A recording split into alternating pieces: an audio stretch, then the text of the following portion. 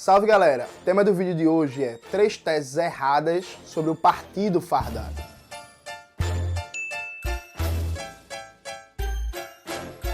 Antes de começar propriamente o tema do vídeo do canal, quero muito agradecer a você que ajuda a manter e melhorar nosso canal a partir do apoio.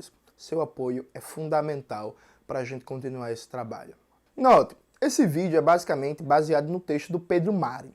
O Pedro Mari é um editor-chefe da revista Ópera, jornalista, meu amigo, e, ao meu ver, é o melhor analista da conjuntura brasileira para falar de militar. Quer falar de milico, é com Pedro Mari. Aí a Bin tá assistindo isso aqui, já vai anotar o nome do Pedro Mari, né? Já vai para cima do Pedro Mari. Pois bem, vamos lá. O Pedro escreveu um texto que ele coloca vários elementos que eu concordo, já venho dialogando com ele há muito tempo, e eu mesmo já falei em outros vídeos e intervenções minhas. Vamos sintetizar. No meu texto, a questão dos militares e o negacionismo de esquerda, eu falei como há uma tendência de negar a importância dos militares na política brasileira e só falar dos milicos quando acontece algum episódio específico e depois ignorar o tema. Veja, o Pedro coloca de maneira genial nesse texto que desde o golpe contra a presidenta Dilma há uma escalada dos militares ao centro do governo federal, ou como eu gosto de chamar, uma colonização do governo federal por parte dos militares. Então veja, os militares podem aparecer aqui, ali, depois sumir, depois ficar mais na sombra, mas não tem como ignorar. Os militares tiveram participação no golpe contra a presidenta Dilma. Os militares tiveram um papel estratégico no governo Temer. Foi a primeira vez que o Ministério da Defesa, desde que ele foi criado, foi comandado por um militar e não por um civil. Uma das primeiras providências do Michel Temer, quando assumiu o governo, foi recriar o GSI e colocar o GSI na mão do general Etchegóin. O governo Temer fez a intervenção militar federal lá no Rio de Janeiro. O crescimento do número de militares no governo federal dispara com Michel Temer. Percebe? Então veja, desde o golpe para cá, o papel dos militares na política brasileira é cada vez maior. E aí, se passa um mês sem ter uma notícia sobre os militares, não dá para ignorar o fator militar por causa disso e achar que isso passou a ser detalhe. Na conjuntura brasileira, na luta de classes no Brasil, nesse momento, não é possível ignorar o fator militar, a questão militar. Os militares, objetivamente, hoje se comportam como um partido fardado, que tem programa próprio, táticas próprias, estratégias próprias e que inclusive não tem o mesmo interesse que Bolsonaro. É um erro ficar debatendo golpe no Brasil e ficar debatendo assim, Bolsonaro pode dar um golpe ou não, Bolsonaro consegue dar um golpe ou não, como se o interesse Bolsonaro dos militares fosse exatamente o mesmo. E não é. Há uma unidade tática de interesses entre os militares que vieram antes do bolsonarismo, esse processo de colonização do governo federal e o bolsonarismo. Mas os militares podem jogar Bolsonaro na fogueira e continuar sem problemas. Inclusive, eu acho que é um dos cenários mais prováveis da política brasileira, na atual conjuntura, é os militares negociarem um acordo para aceitar a posse de um possível vencedor das eleições, que não Bolsonaro, que é mais provável que seja Lula. Bolsonaro parar na cadeia e os militares se mantiverem no governo com a tutela militar. Eu acho que essa é uma das cartas que está claramente na mesa. Então, assim, Bolsonaro e os militares não são a mesma coisa e não dá para debater nada de tática, de programa político, de palavra de ordem, de debate eleitoral, sem falar da questão militar, sem falar dos militares. Percebe? Esse é um ponto fundamental. Quem ignora a questão militar, quem fica propagando a mentira, não, que as Forças Armadas são democráticas, são legalistas, são não sei o quê, é alguém ou desinformado ou que está lhe enganando. Repito, no meu texto, negacionismo de esquerda e a questão militar, eu falo como a posição de Flávio Dino, de Jacques Wagner, de Marcelo Freixo, falando que os militares são democráticos, legalistas, se mostrou tudo falsa. Aliás, o general, que é atual ministro da defesa do governo Bolsonaro, que está todo dia pregando golpe de Estado e dizendo que o processo eleitoral é fraudado, esse general, quando ele assumiu o Ministério da Defesa, ele foi chamado por muita gente de esquerda de legalista. Vou no Google, não acredita em mim, vou no Google e pesquisem na época que o general assumiu o Ministério da Defesa qual foi o comentário de várias figuras de esquerda. Vejam o que falou o Ciro Gomes, Vejam o que falou o Haddad, vejam o que falou o Aldo Rebelo, vejam o que falou o Juliano Medeiros, vejam o que falou o Jacques Wagner, o Rui Costa e por aí vai, percebe? Então essa é a primeira questão. Não é possível ignorar a questão militar num debate tático estratégico na atual conjuntura brasileira. Segunda questão fundamental é que é falso debater se os militares vão dar um golpe ou não e tomar como parâmetro 1964. Gente, 64, como o Pedro Marin argumenta de maneira brilhante, 64 foi um golpe, a exceção à regra na história brasileira. 64 não é um golpe clássico. Inclusive, no bojo pós-golpe de 64, vários teóricas, pensadores debatiam 64 como um novo tipo de golpe, um golpe de novo tipo, um golpe excepcional. Na história política e militar brasileira, a participação das Forças Armadas, o golpismo militar nunca teve as características de 64. Na história brasileira, 64 é uma exceção e não a regra. Percebe? É exceção e não a regra. E o Pedro Marin desenvolve isso de maneira genial em outro texto sobre o golpismo, um texto longo, de umas 15 páginas. Tipo, é longo, mas vale muito a pena ler. É um texto fantástico, maravilhoso. Então, assim, reduzir... Aliás, o texto tá aparecendo aqui, a propósito. Reduzir o golpismo dos militares a um golpe estilo 64 é uma forma burra de não encarar o problema. É dizer assim, não dá para dar um golpe estilo 64, então tá tudo bem. Como é que tá tudo bem com 7 mil militares no governo? Como é que tá tudo bem com os militares dominando várias estatais? Como é que tá tudo bem com o crescimento de contrato de militares com o governo federal se criando uma verdadeira burguesia de farda? Porque o que mais tem é general que está com empresa e que depois da quebradeira das empreiteiras da Lava Jato e o processo de privatização da Petrobras e Eletrobras, tá ficando bilionário, tá ligado? Tá se formando uma burguesia de farda no Brasil. E o general Pazuello é o caso mais visível, mais chamativo, mas não é o único.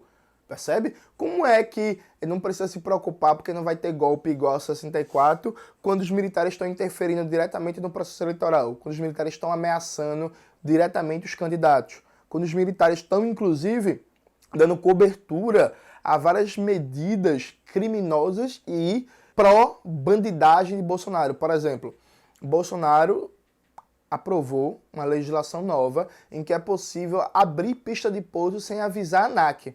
Então você pode abrir uma pista de pouso sem avisar previamente a ANAC. Isso pro tráfico de arma, pro tráfico de droga, pro garimpo ilegal é uma beleza, né? Aí imagina, o Brasil com essa febre de CAC, de não sei o quê, tem milhões de pessoas aí armadas, comprando arma de grosso calibre, aí você pode comprar arma de grosso calibre à vontade e pode abrir pista de pouso e decolagem sem avisar a ANAC. Perfeito pro tráfico de armas, né? Os militares estão dando cobertura para tudo isso. Percebe? Os militares estão dando cobertura para tudo isso. Então os militares estão avançando. Inclusive, saiu na mídia burguesa que o PT mandou o ex-ministro Nelson Jobim consultar os militares se eles aceitariam uma vitória e a posse do Lula. Veja, os caras já são um ator político central e relevante e estão jogando a política como querem. Porque como é que um cara como Lula, que é a maior figura viva da política brasileira, tem medo dos militares e precisa mandar um assessor consultar se os milicos aceitam uma vitória e uma posse de Lula? Ou seja, os militares já estão comandando a política sob certo sentido. Então, ficar com uma espécie de cabresto, pensando assim, 64 golpes, se não for isso, tá tudo bem, é uma forma de negar o avanço dos militares na colonização do governo federal e na remodelagem do aparato do Estado. Essa é a segunda questão. 64 foi um golpe excepcional. 64 não é o modelo clássico de ação golpista dos milicos. E militar fazendo política tem várias possibilidades. Não é só dar golpe não, viu? Tem várias e várias possibilidades. Lobby, pressão, acordos, ameaças de todo tipo. E os militares estão jogando muito bem, obrigado até esse momento. E o terceiro elemento é o aspecto temporal. Tem gente que acha que, como o Pedro Marin vem debatendo brilhantemente há muito tempo, tem gente que acha que basta esperar a eleição, o Bolsonaro ser derrotado, o Lula tomar posse e vai ficar tudo bem. Não, não vai não, gente. Tem várias possibilidades. Tem essa tese. Se Lula ganhar no primeiro turno, não tem golpe, tá tudo bem, não sei o quê. Gente, tipo, tem várias possibilidades. Existe uma questão militar para ser enfrentada. Os militares podem querer derrubar Lula se ele ganhar, se ele tomar posse, podem querer derrubar Lula com 3 meses de governo. Podem esperar a primeira impopularidade de Lula gigantesca, a primeira queda de popularidade, para fazer pressão para forçar uma renúncia. Podem tentar impedir a posse de Lula, se ele ganhar realmente a eleição. Tem várias possibilidades. A gente precisa, desde já, criar um grande movimento de massas, um grande movimento de resistência democrática, centrada não em defesa das instituições, não em defesa do Estado de Direito, porque Estado de Direito e instituições não dá para comer, centrado em defesa das condições de vida da classe trabalhadora, de revogar contra a reforma trabalhista, contra a reforma da Previdência, de acabar com o teto de gastos, tomar de volta tudo que foi privatizado, de gerar emprego em massa, de combater a fome e atrelar isso ao movimento antigolpista, inclusive fortalecendo as candidaturas do campo de esquerda radical e revolucionário, como a camarada Sofia Manzano, que é candidata do PCB à presidência da República, que vem tocando um debate fundamental, dentre outros temas, sobre a redução da jornada de trabalho para 30 horas semanais sem redução de salário, percebe? Então, assim, tem um problema aqui, não dá para ficar esperando para ver o que os milicos vão fazer, não, viu? E ficar rezando, porque hoje tem um setor da esquerda que trabalha com um pensamento mágico. Qual é o pensamento mágico? Espera a eleição, espera a posse de Lula, depois a gente vê. E até lá, vamos rezar para não acontecer nada. Então, assim, qual é a resposta para a questão militar? Qual é a resposta para o golpismo dos milicos? Qual é a resposta para as ameaças constantes de promover um golpe ou uma ação de outro tipo para manter os mais de 7 mil militares no governo? Não tem resposta. A galera meio que levanta a mão para o céu e reza. Tenta fugir do problema, como se fugindo do problema ele desaparecesse. Veja, fugir do problema não vai adiantar, esperar a eleição não vai adiantar, esperar uma possível posse de Lula não vai adiantar. Existe um problema militar, existe um golpismo militar latente. Como é que a gente vai enfrentar isso? A gente precisa de respostas para isso. No glorioso evento Democracia para Quem, teve uma mesa sobre questão militar com a Mariana, o José Genuíno e o próprio Pedro Mari.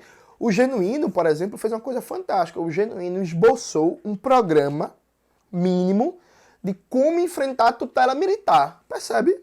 Pô, é isso que a gente precisa debater. A gente precisa colocar na boca da esquerda brasileira, colocar para a sociedade um programa de como enfrentar a tutela militar, conectando esse programa ao enfrentamento do neoliberalismo. Então, pô, o José Genuíno é um cara que foi militante na época da ditadura, foi da guerrilha do Araguaia, foi um dos dirigentes mais respeitados e poderosos do PT, que inclusive que ajudou a dar o giro do PT à direita e mudou de perspectiva, fez uma autocrítica. Então o Genuíno é um cara que conhece muito bem a máquina pública, a política brasileira. E o Genuíno foi muito claro nessa mesa, inclusive assistam, vale muito a pena. Que, meu irmão, tem uma questão da tutela militar para ser enfrentada, e aí ficar calado, esperando a eleição, não fale disso, esperando um acordo de bastidor, não vai adiantar, tá ligado? Até porque se tentar resolver a questão militar com acordo de bastidor, e nem resolve, né, na real, isso vai dar melhores condições para os militares negociarem se manter no governo, negociar a manutenção de controle de estatal, negociar a manutenção de contratos bilionários com o governo federal, negociar uma anistia total e que ninguém é punido pelas mortes na pandemia, ninguém é punido pelo que se fez em Manaus, ninguém é punido pelos casos de corrupção, tá ligado? Então, assim, quanto menos a gente fala da questão militar, quanto mais calado a gente ficar, melhor é para os militares, percebe? Tem até uns amigos meus que me perguntam se eu não tenho medo de ficar falando muito de militar, de me colocar numa condição de alvo, ficar criticando os caras. Meu irmão, não tenho medo não, tá ligado?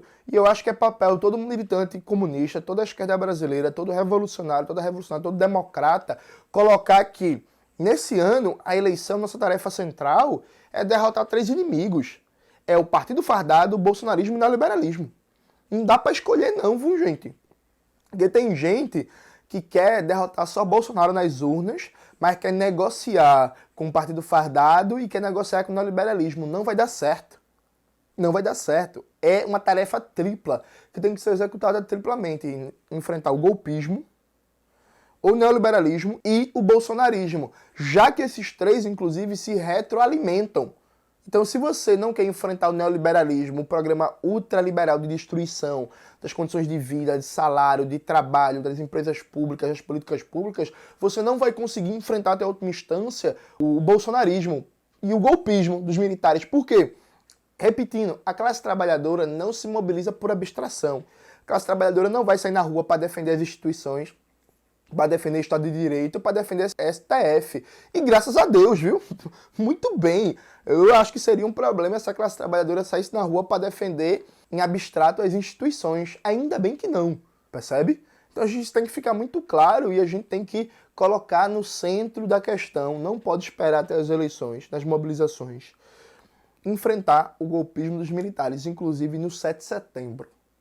O 7 de setembro tem que ser um protesto fundamental para colocar a denúncia do papel dos militares na corrupção em curso, na destruição do Brasil, nos mais de 600 mil mortos durante a pandemia, e mostrar como o golpismo dos militares vai piorar em muitas condições de vida da classe trabalhadora. Vai fazer com que a comida fique mais cara, o desemprego piore, a conta de luz fique mais cara, a conta de água fique mais cara, o gás de cozinha fique mais caro e tudo piore. É essa a perspectiva de ação para quem quer dar uma verdadeira resposta popular, uma resposta da classe trabalhadora, essa conjuntura que a gente vive. É isso, galera. Espero que vocês tenham gostado do vídeo de hoje. Não esqueça de se inscrever no canal, ativar o sininho, curtir esse vídeo, compartilhar, ouvir o Revolu Show, conferir os cupons de desconto que estão aqui na descrição do vídeo, tudo isso que vocês já sabem. Um beijo e até a próxima.